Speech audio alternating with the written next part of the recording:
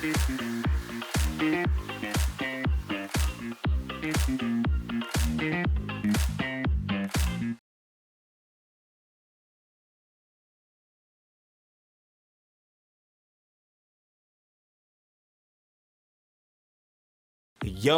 everybody. My name is Jamel, and I'm really hyped to be with you today. You wanna know why? Because I got a question I wanna ask you. And the question is this: have you ever been super jealous of somebody? I have. Let me tell you about it. So, for me, it was 8th grade when it felt like every person in my friend group had either a significant other, a boyfriend, a girlfriend, or a crush at least, except me. Except your boy. Nobody had a crush on me. And it was awful because I kept seeing everybody boot up. If you know that phrase, it's really just having a boyfriend or girlfriend. So everybody had somebody except me. And I'm looking at all my homies, especially my one homie named Matt. Matt had a girlfriend and then even still had like 3 other crushes on top of the girlfriend. It was crazy. And I'm saying to myself, how come he gets all of these crushes and I got nobody? Maybe you can relate to that, but even if you can't, I think it's a fact that every single person has felt jealousy at some point in your life about something. Because jealousy is a part of what comes from getting caught up in comparison.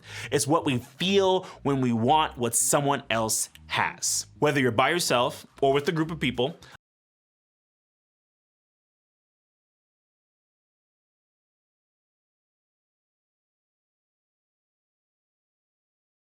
I want you to read the scenario on the screen and talk about or write down the feeling that comes to mind.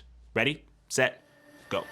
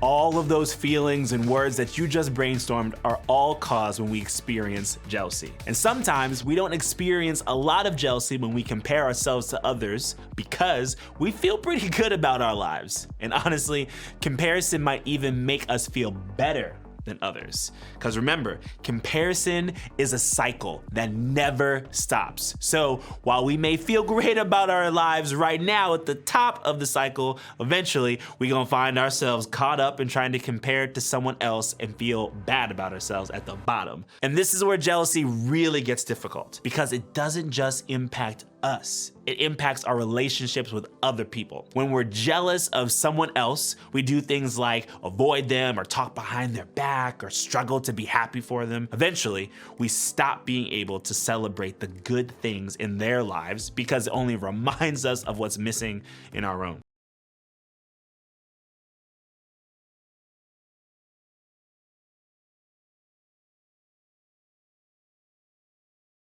And for me, that's not how I'm trying to live. And I don't want to be unhappy simply because something in my life doesn't compare to somebody else's life. I don't want to be the kind of friend or family member or teammate who can't celebrate with somebody else. And I'm sure that you don't either. So, how do we keep ourselves from getting caught up in the jealousy that comes from comparison? People have been dealing with this whole jealousy thing for thousands of years. Even the authors in the Bible share story after story of people whose lives were affected by it. One of those people was a guy named David. David's story is all over the place because he went from being a shepherd boy to a hero on the battlefield to eventually becoming king. At first, the king of Israel at the time, a guy named Saul, like David. I mean, David killed a giant named Goliath and helped the nation with a huge win in battle. That was a big victory for Saul's army. Since everyone was excited over the victory, the people of Israel greeted Saul with a parade to celebrate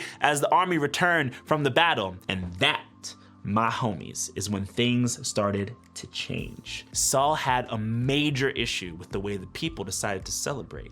The song they sang celebrated both King Saul and David. As king, Saul did not want to share his fame and popularity with anybody else. In other words, Saul was jealous. Let's take a look at his response. This made Saul very angry. "What's this?" he said. "They credit David with 10,000s and me with only thousands? Next, they'll be making him their king." So from that time on, Saul kept a jealous eye on David. You see what happened there? Just like that. Jealousy changed the way that Saul viewed David. Eventually, that jealousy changed the way he even treated David. It got so bad that Saul even tried to kill David. Not once, not twice, but multiple times. It got crazy out there. Jealousy changed Saul completely. He was happy with his life and his relationship with David until he started comparing himself to David. That comparison led to jealousy. And that jealousy changed everything. It changed Saul, it changed his relationship with David, and it changed the rest of Saul's story. And I know this is a little dramatic, but that's what jealousy has the power to do. It can change the way that we see what we have. It can destroy our relationships with other people. It can kill our ability to celebrate the good things happening in our lives and in their lives. Another place in the Bible is a book called Proverbs, also known as the Book of Wisdom. In it, the writer explained jealousy this way: "A heart at peace gives life to the body, but envy rots the bones." Envy is just another way to say jealousy. As the writer of this proverb said, it has the potential to rot or break down your bones. Just think about your bones for a second. They're a pretty important part of your body. They're the core of what holds you up, right? The writer here was making the point that jealousy rots or ruins us from the core. It breaks you down. It eats at you. Of course, it won't literally do any of those things. The writer was just simply painting a picture of the way jealousy impacts our lives from the inside out. That's what happened to Saul.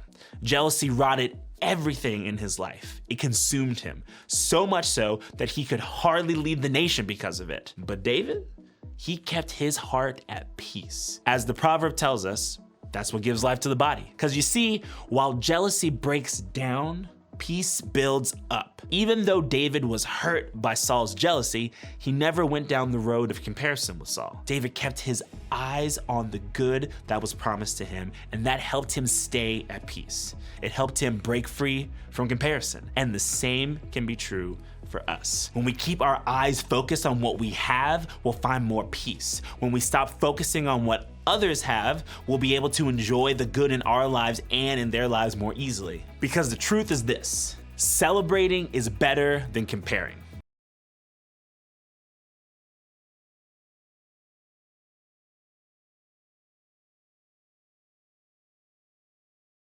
How do we avoid getting caught up in comparison and jealousy? How do we choose to celebrate others and ourselves instead? I think we can begin by doing two things. First, start with you. Think about what you do that's worth celebrating. Whether it's a friendship, something about your family, a good grade, a beautiful day, or just the fact that God loves you. There's something you have that's worth celebrating, big or small. Start breaking free from jealousy by celebrating the good things in your own life. Then celebrate somebody else. I want you to try to find a way to celebrate a person you're jealous of right now. I know.